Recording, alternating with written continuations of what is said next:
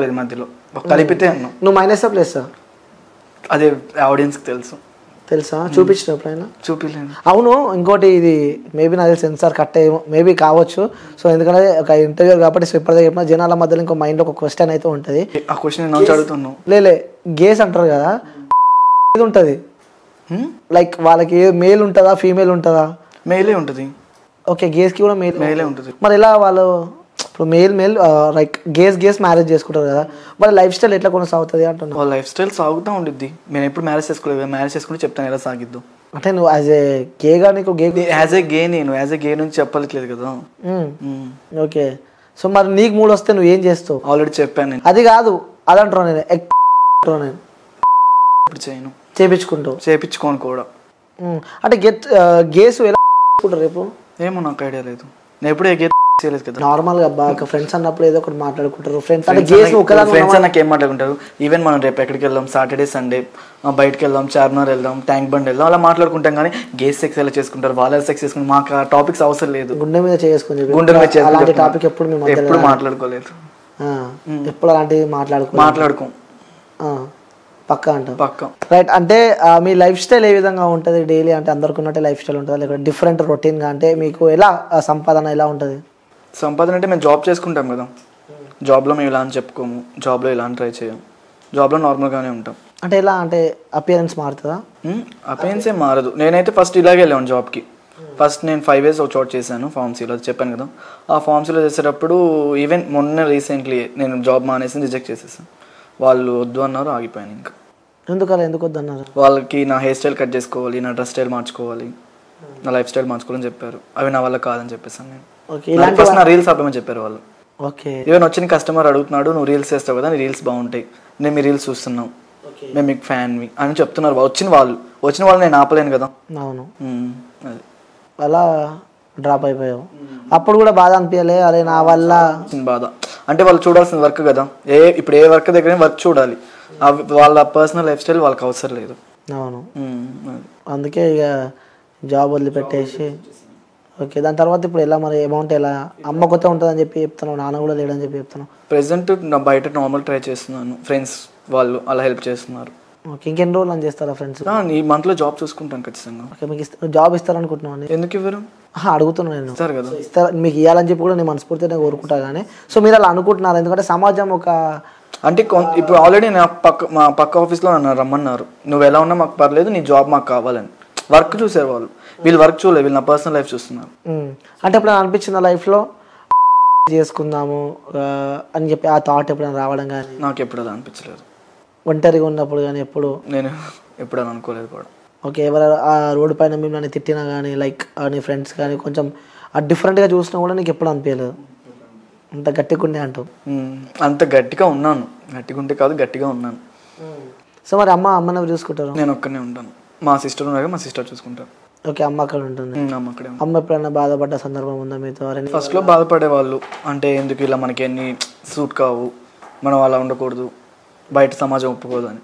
తర్వాత నేను చెప్పాను, బయట వాళ్ళు మనకి పెట్టరు ఫుడ్ అనేది, మనం తింటేనే రేపొద్దున ఇది వెళ్తాము, వాళ్ళ గురించి మనం పడించుకుంటే పైకి ఎదగలేము అనుకుని నేను స్టార్ట్ చేశాను. ఓకే, ఈ సమాజానికి నువ్వు ఏ మెసేజ్ ఇద్దాం అనుకుంటున్నావు? ఎందుకంటే మీరు బయట వెళ్తుంటే ఒకలా చూస్తూ ఉంటారు, ఏడిపిస్తూ ఉంటారు, ఎక్కిరిస్తూ ఉంటారు, ఒక చీప్గా చూస్తూ ఉంటారు మిమ్మల్ని. ఫస్ట్ వాళ్ళ వెనకాల చాలా ఉంటాయి, ఫస్ట్ వాళ్ళు చూసుకొని తర్వాత నన్ను చూడమని చెప్తాను. నా వైపు 1,000 చూపించేప్పుడు వాళ్ళ వైపు 4,000 చూపిస్తాయి, సో అది చెప్తాను. ఓకే, సో ఈ సమాజంలో మీకు రెస్పెక్ట్ ఉందనుకుంటున్నారా లేదనుకుంటున్నారా? లేదని అనుకుంటున్నాను. ఎందుకలా? అంతే కదా మరి, ఇప్పుడు ఒక డిఫరెంట్ అంటే ఇప్పుడు ఒక అబ్బాయి ఒక అమ్మాయి ఫైన్, ఒక డిఫరెంట్ ఉందంటే ఖచ్చితంగా వాళ్ళు డిఫరెంట్గానే చూస్తారు. ఇంకోటి మధ్యలో బాగా అత్యాచారాలు అవుతున్నాయి, సో ఒకరి పైన చంపడం కానీ ఇలాంటి సందర్భాలు అమ్మాయిలనే కాకుండా కూడా ట్రాన్స్జెండర్ కూడా రీసెంట్గా మనం ఒక ఇష్యూ చూసాం. అలాంటి ఆ సందర్భాలు ఎప్పుడైనా మీపై ఎవరైనా అటాక్ చేయడం కానీ లేకుంటే మీ దగ్గరికి రావడం కానీ కొంచెం డిఫరెంట్గా బిహేవ్ చేయడం కానీ ఇలాంటివి అనిపించలేదు? అంటే నేను ఎప్పుడు అలా బయటకు వెళ్ళాను కూడా, first of all night outs అసలు బయటకు రాను. ఎందుకలా? ఇన్సెక్యూర్ ఫీల్ అవుతావు కదా? ఇన్సెక్యూర్ ఫీల్ అవుతాను, ఖచ్చితంగా ఫీల్ అవుతాను. మరి అప్పుడు మనసుకు మాకు బాధ అనిపిస్తుంది కదా, అందరూ ఎంజాయ్ చేస్తున్నారు, ఎందుకు నా లైఫ్ ఇట్లా అయిపోయిందని చెప్పి. అలా ఎందుకు అనిపించింది? మేము నైట్ ఇప్పుడు ఫ్రెండ్స్ 4 ఉంటే ఖచ్చితంగా బయటకు వెళ్ళిపోతాం, 4 ఉంటే అదో ధైర్యం, ఒక్కనే వెళ్ళాలంటే భయమే కదా. ఓకే, ఇలా బయటికి వెళ్ళిన సందర్భాలలో వేరే వ్యక్తులు కానీ కార్ల నుంచి కానీ సమ్వేర్ ఎక్కడైనా సరే కానీ మిమ్మల్ని రోడ్డు పైన ఇబ్బంది పెట్టిన సందర్భాలు? రోడ్డు పైన ఇంటి ఇబ్బంది ఏమి ఎవరు పెట్టలేదు, అంటే ఎవరు అంత దగ్గరికి రారు, డేర్ చేయరు. ఫస్ట్ ఆఫ్ ఆల్ ఎవరో కొంతమంది ఉంటారు, అంటే నన్ను అన్ని ఇబ్బంది పెట్టలేదు, వేరే వాళ్ళు ఇబ్బంది పెట్టారో నాకు తెలియదు, కొంతమంది ఉంటారు అలాగా. ఓకే, ఎప్పుడైనా బాధ ఉంటే ఎవరితో షేర్ చేసుకుంటారు? నా బెస్ట్ ఫ్రెండ్ ఉన్నాడు, తనతో షేర్ చేసుకుంటాను. ఎవరు? సోను అని ఉన్నాడు, తనతో షేర్ చేసుకుంటాను. ఓకే, ఏమున్నా మొత్తం తనతోనే. నేను రీల్స్ ఏమని చెప్పింది కూడా మనీ అని ఒక అతను నాకు. ఫస్ట్ నేను నార్మల్గానే ఉండేవాడిని, రీల్స్ చేసేవాని కాదు. తనుతో రీల్స్ చేసిన తర్వాత నువ్వు రీల్స్ చేయాలి, నువ్వు ఫేమస్ అవుతావు ఖచ్చితంగా, నీలో యాక్టింగ్ స్కిల్స్ ఉన్నాయని చెప్పి మనీ అనే అతను నన్ను ఇక్కడ తీసుకొచ్చాడు. Okay super. అంటే ఈ తను గైడ్ చేయడం వల్లే నేను ఇంతవరకు ఈ స్టేజ్లో ఉన్నాను. ఓ సూపర్. అంటే ఈ స్థాయికి వెళ్ళాలి, లైక్ ఈ యొక్క షోకి వెళ్ళాలి అని చెప్పి ఏదైనా షోస్ కానీ జబర్దస్త్లో ట్రై చేయాలనుకుంటున్నాను నేను. ఓకే ఓకే సరే. ఆ జబర్దస్త్ వ్యక్తులే మిమ్మల్ని తీసుకోవాలంటే ఎందుకు తీసుకోవాలంటే ఏం చెప్తారు? ఎందుకు తీసుకోవాలంటే నువ్వు అనే వ్యక్తి ఉన్నావు, నేను ఎందుకు తీసుకోవాలి జబర్దస్త్లో, నీలో ఏంటి స్పెషాలిటీ అంటే వాళ్ళకి ఏం చెప్తావు? నాలో యాక్టింగ్ ఉందని చెప్తాను, నాకు డ్యాన్స్ వచ్చని చెప్తాను, ఈవెన్ నేను లేడీ గెటప్ వేయడానికి కూడా రెడీగా ఉంటాను. ఓకే, సో వాళ్ళు తీసుకుంటారని చెప్పి అనుకుంటున్నావా? తీసుకుంటారని అనుకుంటున్నాను. ఓకే, ఒకవేళ వాళ్ళకి రిక్వెస్ట్ చేయాలి మన మీడియా నుంచి, మేబీ చూడొచ్చు ఎవరైనా ఒక వ్యక్తులు, సోషల్ మీడియా కాబట్టి, సో ఎవరైనా ఒకరు చూడొచ్చు ఈ వీడియో, సో వాళ్ళకి నువ్వు రిక్వెస్ట్ చేయాలన్నా, సో నీలో ఈ టాలెంట్ ఉంది, నన్ను కూడా జబర్దస్త్కి తీసుకోండి అని చెప్పాలంటే వాళ్ళకి ఏం చెప్తావు నువ్వు? ఏం చెప్తాను, రీల్స్ చూడమని చెప్తాను. ఓకే మీకు నచ్చితేనే తీసుకోమని చెప్తాను, వాళ్ళకి నచ్చకుండా మనం ఫోర్స్ చేసి తీసుకోకూడదు కదా. సో మీకు నచ్చితే నన్ను యాక్టింగ్గా తీసుకోవచ్చు, మీరు మీ స్కిట్లోనే యాక్ట్ చేయగలని చెప్తాను. ఓకే, సో జబర్దస్త్ అంటే ఇష్టం అని చెప్పి. జబర్దస్త్ అని కాదు, ఈవెన్ దేనికైనా నేను యాక్సెప్టెడ్ యాక్టింగ్కి. ఓకే, యాక్టింగ్ ఏదన్నా పర్లేదు వెళ్తా అని చెప్పి అంటూ ఉంటాం.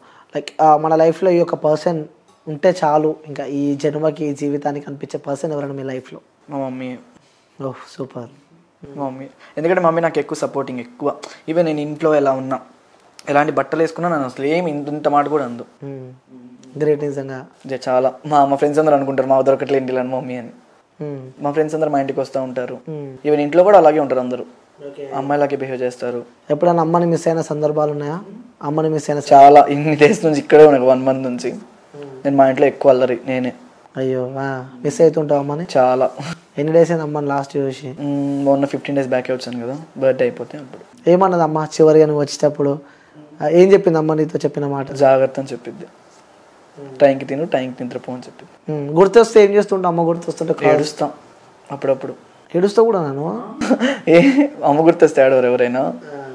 అంటే ఉంటే మనుషులు కనిపించే కూడా కనిపించినట్టు బాగానే ఉంటారు కానీ అంటే నేను ఎక్స్ప్రెస్ చేసుకుని బయట.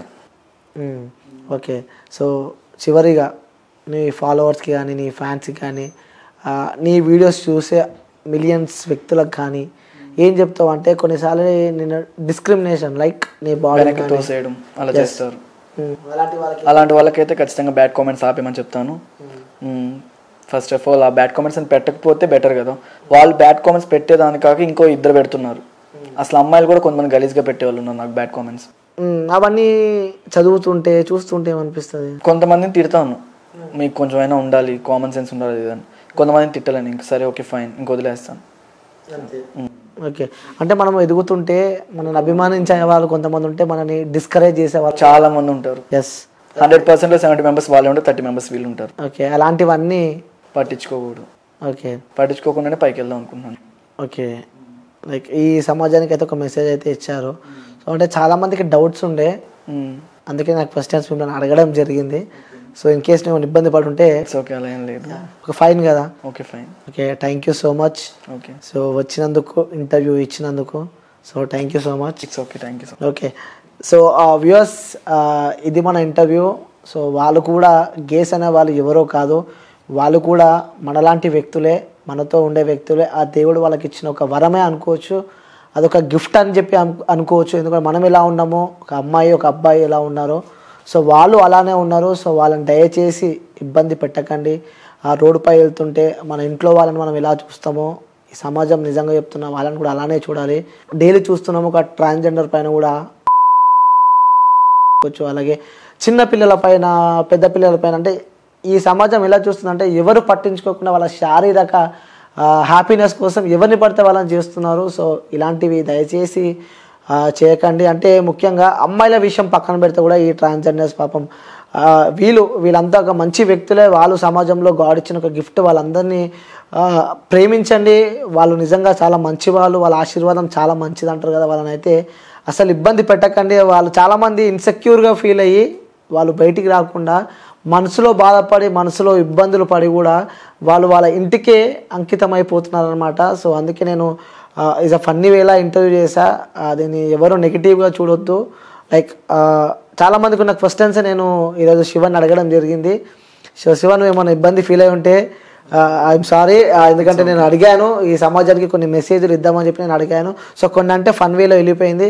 కానీ మీరు ఎప్పుడు సంతోషంగా ఉండాలి, ఎప్పుడు బాధపడొద్దు, బయటికి వెళ్ళండి, తిరగండి, ఎవరైనా ఏమైనా అంటే చెప్పుతో కొట్టండి, వాళ్ళకి అదే సమాధానం.